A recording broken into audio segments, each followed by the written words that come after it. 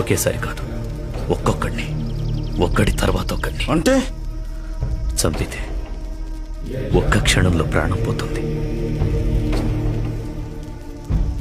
ఒక్కొక్కడిని విడివిడిగా చంపుతా. ఒకడిని చంపాక ఇంకొకడికి టైం ఇచ్చి చంపుతా. నా వాళ్ళు పడ్డ బాధని వాళ్ళు పదింతలు అనుభవించేలా చేస్తాను. నాన్నని, అన్నయ్యని చంపుతున్నప్పుడు ఆనందాన్ని చూశారు వాళ్ళు. ఆ కళ్ళల్లో, అవే కళ్ళల్లో చచ్చే ముందు పడే భయాన్ని చూపిస్తాను నేను. ప్లాన్ వేసింది నాగమణి, పూర్తి చేసింది మంద, ఆర్డర్ ఇచ్చింది నరసింహారెడ్డి. ముగ్గురిని చంపుతా. ఆ నరసింహారెడ్డి భార్య గోమతిని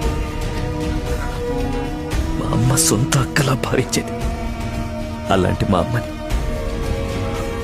చుట్టూ పట్టుకుని ఏడుస్తుంటే చూస్తూ నిలబడింది.